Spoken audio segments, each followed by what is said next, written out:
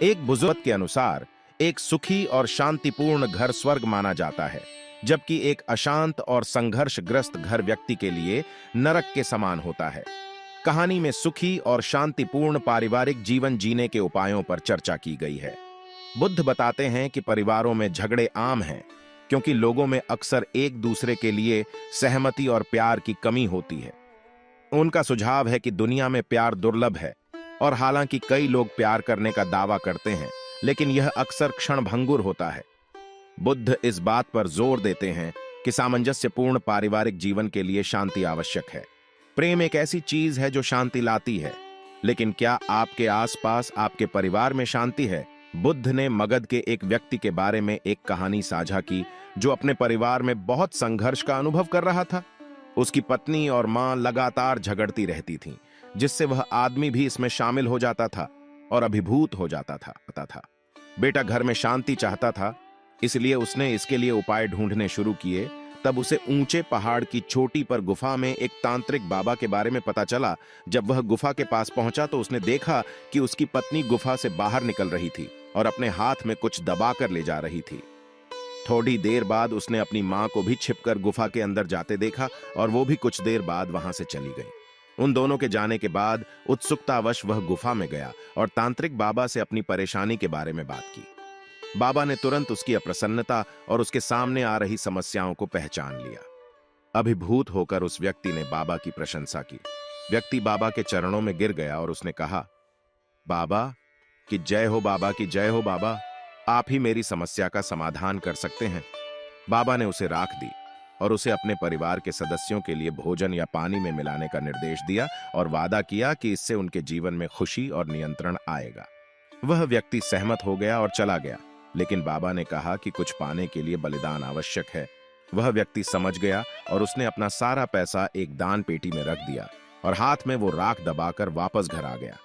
उसके परिवार के सदस्य काफी खुश थे।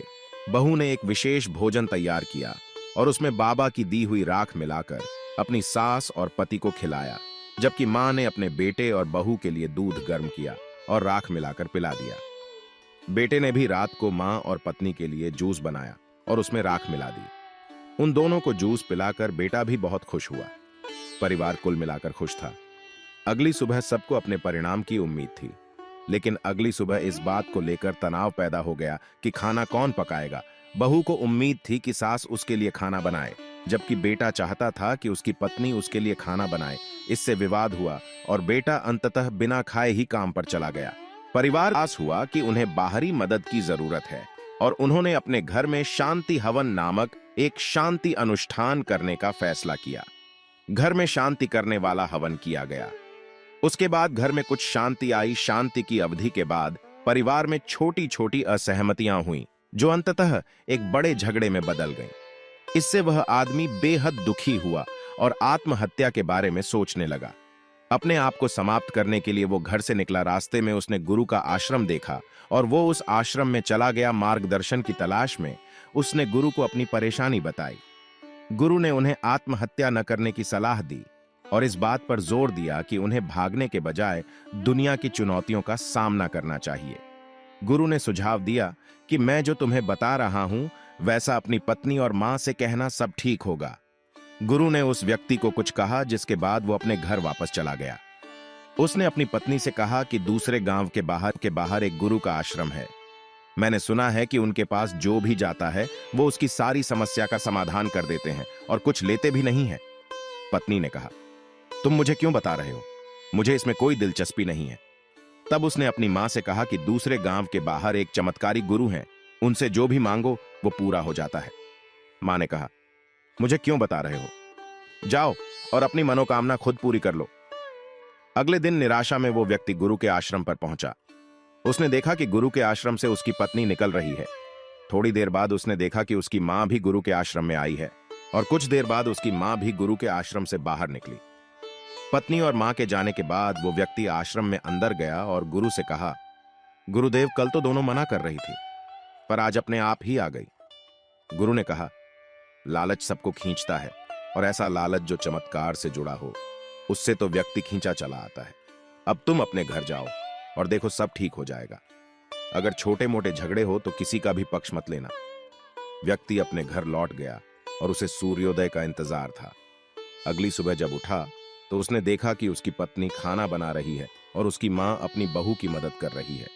यह सब देखकर व्यक्ति को अपनी आंखों पर भरोसा नहीं हो रहा था। ऐसा लग रहा था जैसे कि यह सपना है। थोड़ी देर पत्नी ने उसकी मां के पैर दबाए, लेकिन कुछ देर बाद सास ने बहू से पैर दबाने के लिए मना कर दिया। अब घर का माहौल पूरी तरह से बदल चुका था। छोटे मोटे झगड़े होते भी थे, लेकिन सुलझ भी जाते थे। अब उस व्यक्ति को उस दिन का इंतजार था जब उसके घर में बिल्कुल पहले की तरह झगड़े हो। 1 वर्ष बीतने के बाद परिवार में एक के बाद एक कई मुसीबतें आईं, लेकिन तीनों ने मिलकर उन समस्याओं का हल निकाला। 1 वर्ष बीतने के बाद वह व्यक्ति फिर से गुरु के पास पहुंचा और उनसे बोला, गुरुदेव, 1 वर्ष पहले मैं आपके पास आया था और आपने मां और पत्नी से कुछ कहा था। मुझे नहीं पता कि आपने उनसे क्या कहा था, लेकिन अब वह पहले की तरह लड़ते झगड़ते नहीं हैं, प्यार से रहती हैं। तब गुरु ने उसे बताया कि संसार का नियम है कि यहां कोई प्यार नहीं करता। प्यार के नाम पर सब कुछ करते हैं, लेकिन कोई प्रेमी नहीं होता। तुमने देखा होगा कि 2 देश आपस में लड़ते हैं, 2 राज्य आपस में लड़ते हैं, 2 राजा आपस में लड़ते हैं, 2 भाई आपस में लड़ते हैं। ऐसा होता रहता है। झगड़े की असली जड़ प्रेम का ना होना नहीं, बल्कि कब्जा करने की प्रवृत्ति है। हर व्यक्ति के मन में एक दूसरे को जीत लेने की इच्छा होती है। अपना अधिकार जमा लेने की इस लालसा में अक्सर लोग एक दूसरे से झगड़ा करते हैं। इसी वजह से सबके बीच झगड़े होते हैं। व्यक्ति ने कहा, गुरुदेव, मैं समझ गया हूं कि आप क्या कहना चाहते हैं, लेकिन आपने मेरी पत्नी और मां से ऐसा क्या कहा जो वह सुधर गई? तब गुरु ने उसे बताया कि मैंने तुम्हारी पत्नी से कहा था कि अगर तुम 1 साल तक अपनी सास और पति को एक साथ खुश रखोगी, उनकी सेवा करोगी, तो तुम्हारी सास और तुम्हारा पति तुम्हारे कब्जे में आ जाएंगे। और यही बात मैंने तुम्हारी मां से भी कही थी। यह बात सुनकर व्यक्ति चिंतित हो गया और बोला, यानी अब उनके बीच फिर से लड़ाई झगड़े शुरू हो जाएंगे? तो गुरु ने कहा, नहीं, चिंतित मत हो। दोनों 1 साल में एक दूसरे को अच्छे से समझ गई होंगी। उनके बीच प्रेम बढ़ गया होगा और कब्जा करने की प्रवृत्ति भी समाप्त हो गई होगी। उन्हें एक दूसरे पर अब भरोसा हो चुका होगा। अब कुछ भी पहले जैसा नहीं होगा। गुरु की बात सुनकर व्यक्ति ने राहत की सांस ली। वह उनको धन्यवाद कहकर वहां से चला गया। हम सबके साथ ऐसा होता है। कब्जा करने की प्रवृत्ति सभी के अंदर होती है, जिसे हम प्यार का नाम दे देते हैं, लेकिन वह प्यार नहीं होता। परिवार में झगड़े इस वजह से होते हैं क्योंकि कोई एक दूसरे को समझना नहीं चाहता, न एक दूसरे की बात सुनना चाहता है। इसके विपरीत अगर हम एक दूसरे को समझना शुरू कर दें और एक दूसरे का ध्यान रखना शुरू कर दें, दूसरों के ऊपर कब्जा करने की प्रवृत्ति समाप्त हो जाएगी। और जब त्याग और प्रेम की प्रवृत्ति बढ़ती है तो शांति आती है। ऐसा परिवार हमेशा इकट्ठा रहता है और मुसीबत में हमेशा साथ रहता है। वक्त आने पर परिवार ही काम आता है। इसीलिए बच्चों को ऐसे संस्कार दें कि वह हमेशा परिवार से प्रेम करें और उनके मन में कब्जा करने की प्रवृत्ति ना हो। बच्चे अपने बड़ों से सीखते हैं। जैसा परिवार का वातावरण होगा, बच्चे भी वही सीखेंगे। जिस तरह महाभारत में अर्जुन के पुत्र अभिमन्यु ने मां के गर्भ में ही युद्ध की कला सीख ली थी। हमेशा अपने बारे में ना सोचकर अपने परिवार के सुख की भी चिंता करें। दूसरों की खुशियों का भी ध्यान रखें। परिवार के सदस्यों पर अधिकार जताएं, लेकिन इससे दूसरों के अधिकारों को नुकसान ना पहुंचे। परिवार में खुलापन होना चाहिए, सबको मिलनी चाहिए। अगर मतभेद होते हैं तो आपस में बातचीत करके सुलझा लेने चाहिए। आपसी प्रेम ही परिवार को जोड़कर रखता है और जो परिवार एकजुट होकर रहता है, उस परिवार पर मुसीबत ज्यादा देर तक नहीं आती। दोस्तों, उम्मीद करता हूं इस वीडियो को देखने के बाद आपके विचार जरूर बदलेंगे। आप अपने विचार नीचे कमेंट बॉक्स में लिखकर व्यक्त कर सकते हैं। अगर वीडियो पसंद आई हो तो लाइक करें और जाने से पहले चैनल को सब्सक्राइब कर लें। चलिए फिर मिलेंगे ऐसी ही एक और वीडियो के साथ। तब तक खुश रहिए और दूसरों को भी खुश रखिए।